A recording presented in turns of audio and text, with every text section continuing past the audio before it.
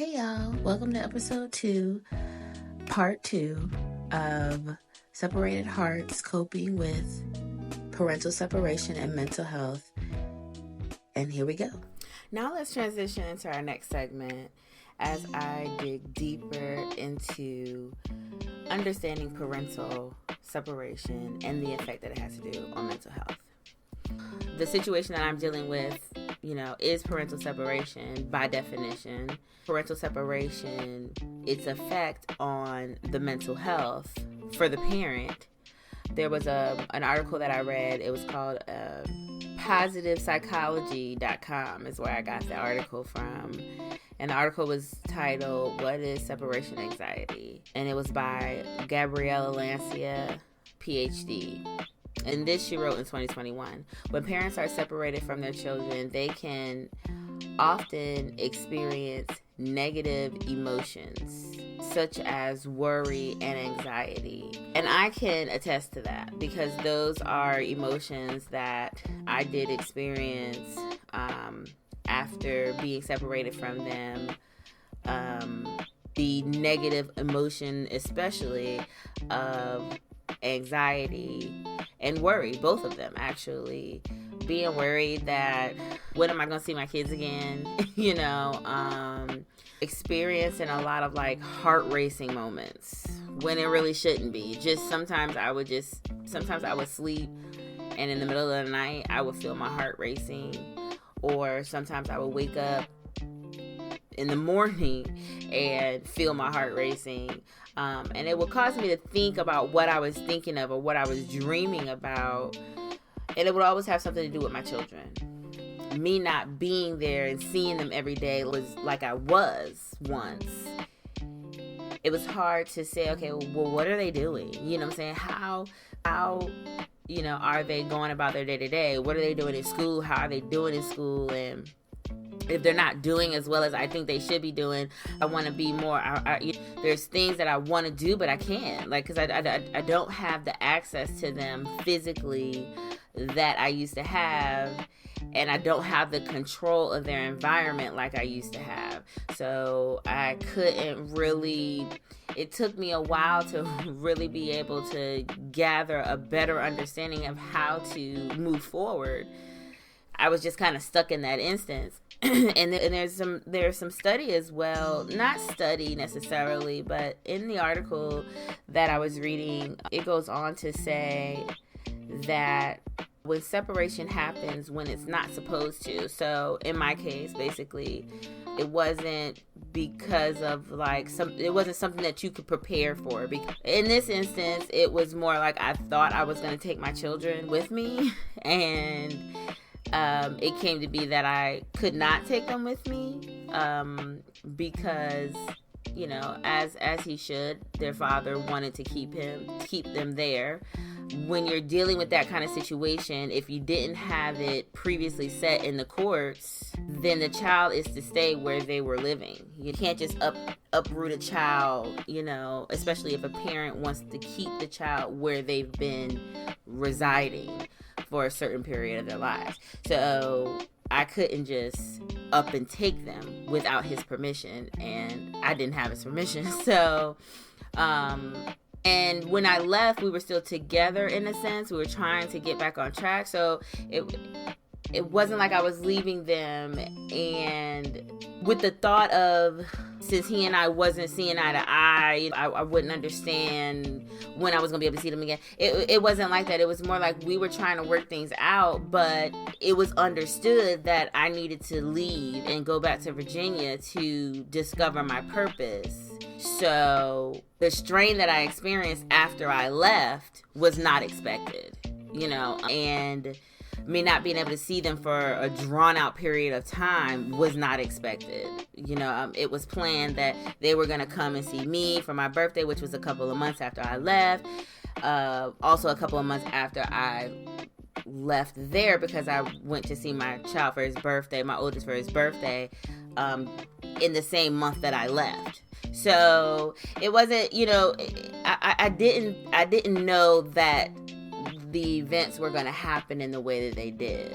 And so that was abrupt. When the separation happens, when it's not supposed to, the type of separation wasn't supposed to be that way in my mind. I wasn't expecting that. So the turn of events made it something that was more of an abrupt change. And in cases like that, this article, thepositivepsychology.com, was mentioning when the separation happens like this, it can turn a parent's identity upside down. It can totally turn their identity upside down. It can make them feel like they lost everything, basically. Lost the whole understanding of who they were. I was a wife, yes, but my main title, my main identity was their mother. Because I had been their mother for, up to that point, it was 7-8 years I had been a mother. So it was like, well, if I can't mother the way I was mothering, what in the world am I supposed to be doing? How am I supposed to move forward in this? What am I supposed to do with this? How do I function? How do I continue on when my whole identity was wrapped inside of that title as being their mother? But the funny thing is, something I wasn't thinking of at that moment is that I was looking for my purpose. And my purpose was outside of, you know what I'm saying, outside of being a mother. You know, my purpose is not designed in being a mother. Okay? The reason why I was created, the reason why I'm here on this earth is not just being a mother.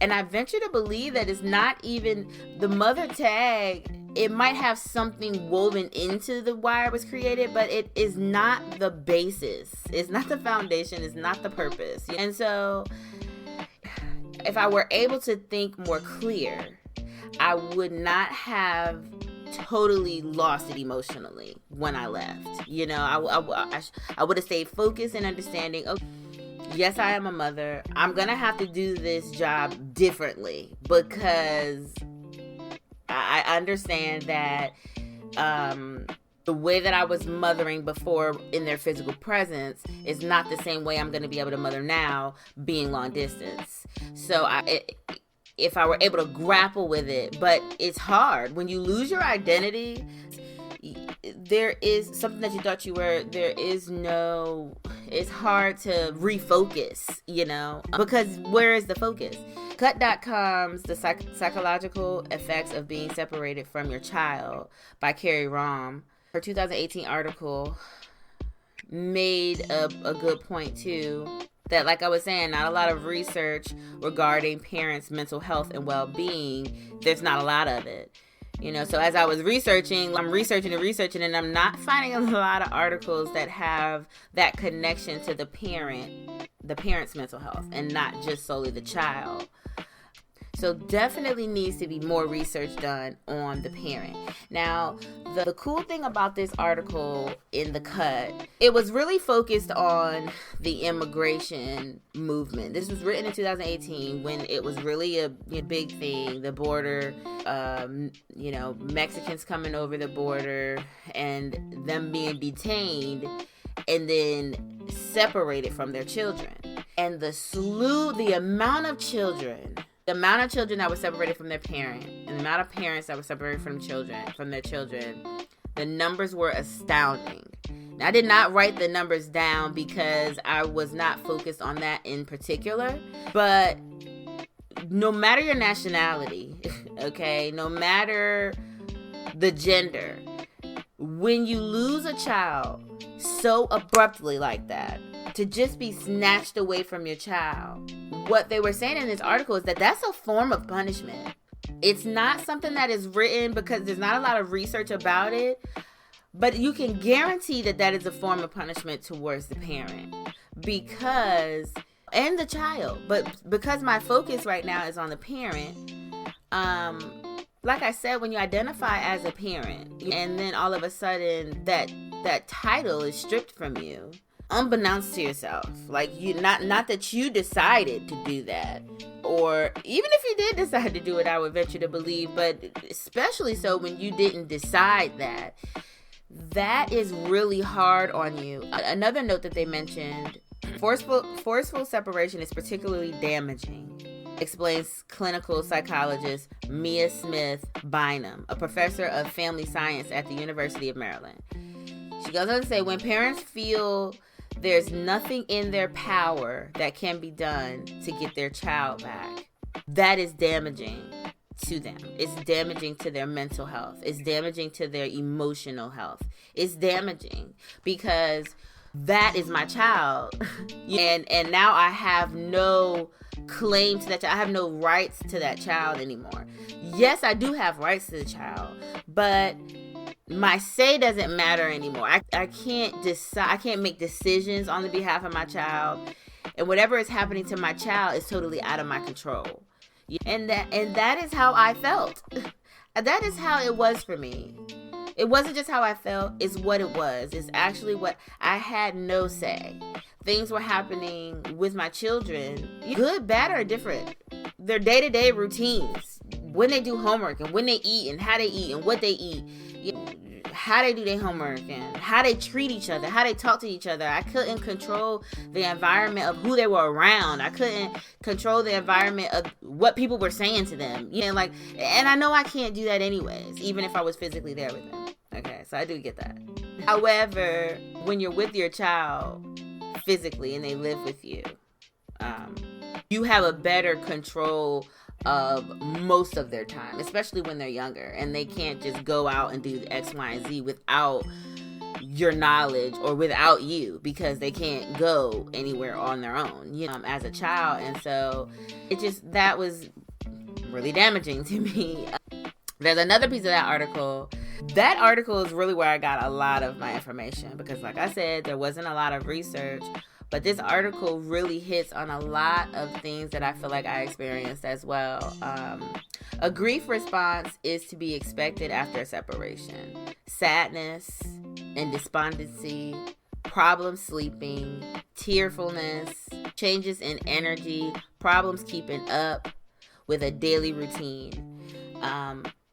And I can attest to that as well. I had a hard time keeping up with a daily routine. I had a hard time staying awake. I had a hard time being a part of a social environment, because I was sad a lot. I was sad a lot, very tearful, cried about everything. Everything made me cry.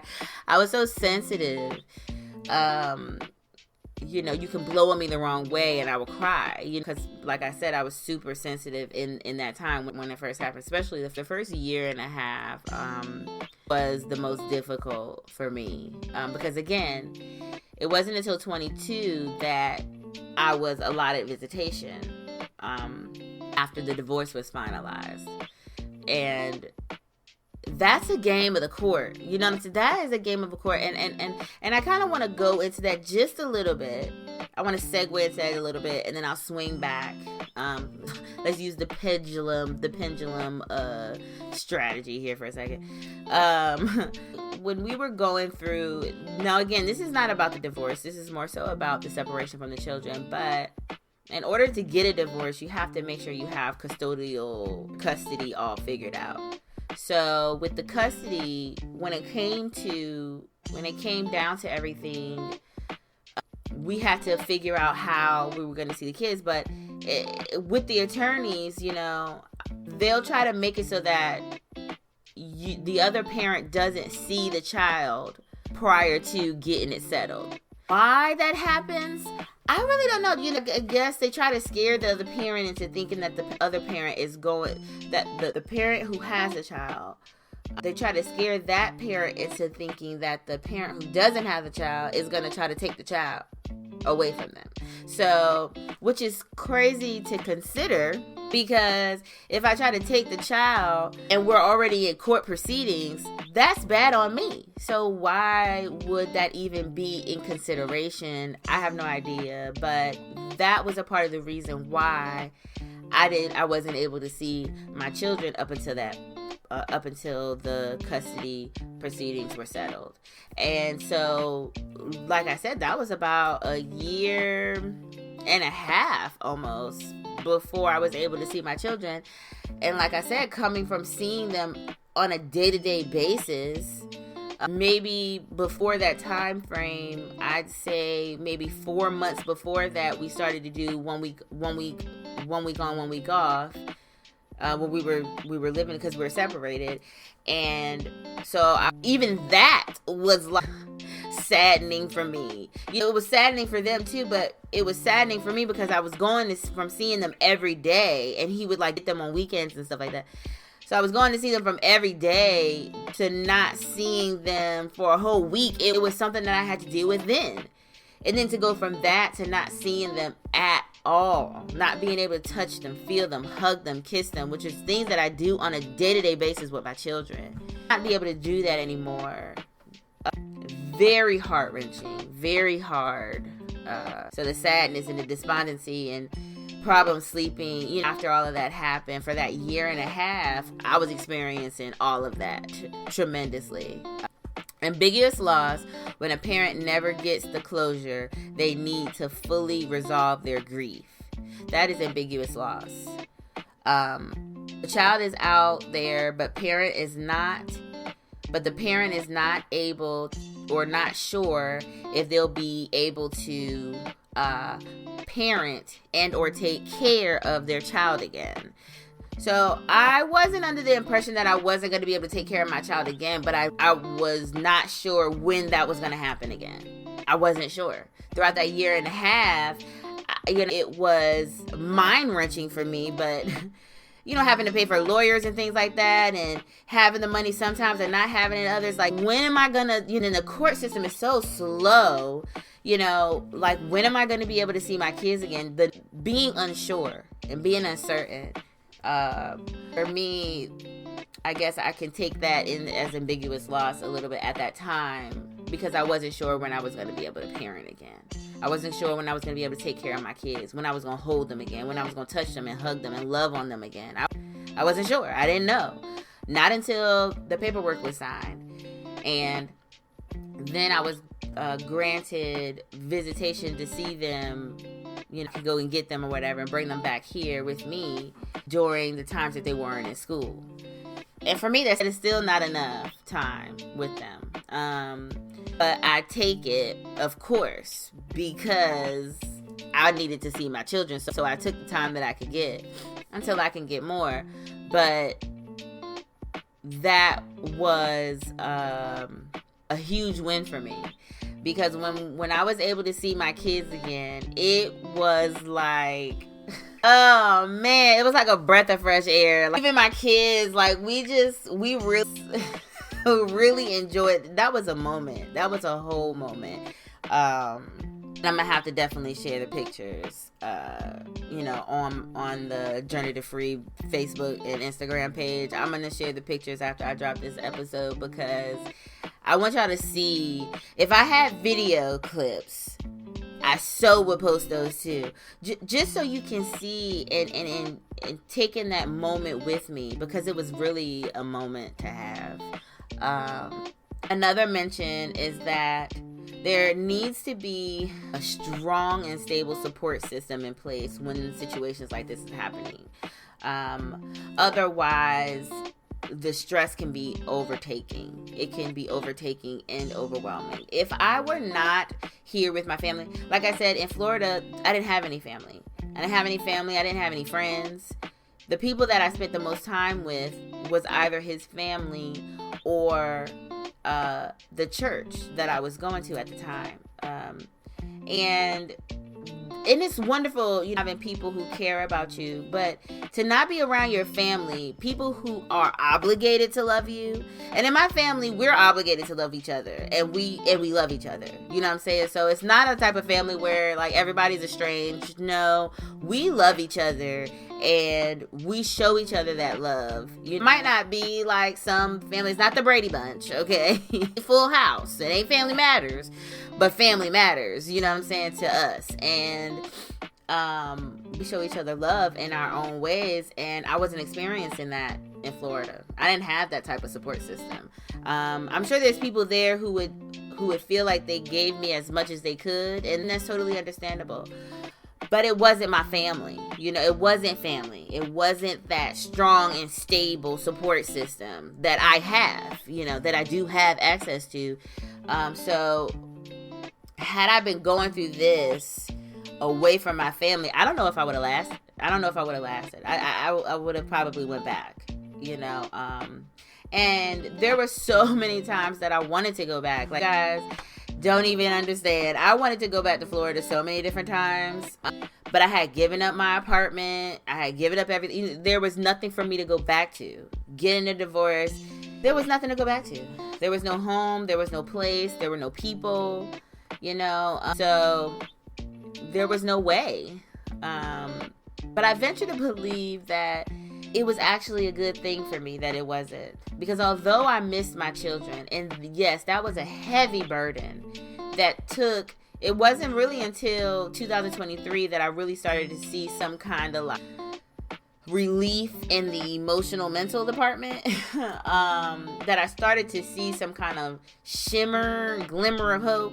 Started to see the light, in all of its essence, though it was like glimmers of light. I was starting to see it because I was in complete darkness before that. I think that being back here, being back home with my family, and being away from my children caused me to have to look at things in a different way. It caused me to have to focus on my mental health. It caused me to have to deal with my emotions. It caused me to have to deal with things within myself. Because the inner me is important, and that is who I am. And if I'm totally lost in other titles and placements, then how do I really discover myself? And being there, I was totally just whatever anybody wanted me to be. And that included my children. And I'm not saying I was like the best at it, but I definitely did my best to be whoever I needed to be in whatever situation I was in. However, what about who I am supposed to be, who I'm called to be, who I'm born to be, who I've been placed on this earth to be, to do the things that I'm supposed to succeed in doing? You say, like, what about that person? And I couldn't find that person. I couldn't find that person then. And coming here after all the emotions settled, the dust settled, after I was able to see my children again, after the routine of me being able to talk to my kids again, because they're then created a routine, and then they got phones, and so now I'm, got them phones, and so now I can talk to them whenever, text them whenever, still talk to them between certain times, but that's okay too, because it forms a routine. It's important to have a routine. If you are a parent who lives separate from their children, and you're trying to rebuild your relationship, or you're continuing on the relationship with your child, it is important to form a routine for you and the child. Yes, for the child especially, but for you too. Because as the parent, you matter. That's why it's no real emphasis on the parent and their mental health when there is some kind of parental separation. There's no real research on it, because I don't know how much people really think of it, but your mental health as the parent does matter. You matter. Yes, you're the adult. Yes, maybe you decided to leave. Yes, maybe. And yes, maybe. You fill in the blank. But at the end of the day, you still have feelings and emotions that you have to deal with in order to come to a place where you're okay. Because you are okay, and you will be okay. You may not feel like it at the time, but you will be okay. I am here to say. Because I stand here today and I am okay. I did not have words, to put. I could not express the way that I was feeling without crying, without falling all over myself. I mean, if you would have saw me in 2020 and 2021, yeah, I was, getting my business together and I was doing this and that. But if you were to get me alone, still some moments away from me, you would see me cry, because we would probably somehow, some way be talking about my kids somehow. You would see me crying. You would feel my pain. And it's agony. It's agony. It's sheer agony. It's sheer agony. And so, those are the ways that the parental separation, those are the ways that your mental health can be affected as the parent. And I identify with those ways of being affected, because I myself went through that and experienced those emotions. But there are ways that you can deal with it. There's ways that you can deal with it. And that's what I want to speak on next. I want to speak on the coping skills and the coping strategies that I was able to use to get through the situation. Again, I'm not all the way out yet. I still got work to do. But I have come to a place where there are certain things that I use, certain skills that I use, certain practices that I use that have helped me get to the point where I'm at right now, and I want to share those next. Don't forget to join the community. I have a Facebook group called Journey to Freedom. I also have a Facebook page for this podcast, Journey to Freedom. Subscribe. My link tree is going to be in the show notes, as well as I'm sure will be in the comments for the Facebook page. Subscribe to my podcast and subscribe to my email list so that you can be up to date and current in all the newest events that are going to go on. I plan to do prizes and raffles, so become a journeyer if you haven't already. Also, if you have a mental health story that you would like to share, if you've experienced a mental crisis, if you are going through one right now and you need some support, or you have gone through and you want to provide support, come on my show. I'd love to have you as a guest, as well as join the community so that you can provide the support that other people may need, and so that you can receive the support that you may need. Okay? So join the group, join the conversation, because mental health. Again, I want to thank you for watching episode 2, part 2. Look forward to next Friday, where part 3 will be discussed, and I will go into detail about coping skills, which are so important and so vital. So again, I look forward to seeing you then.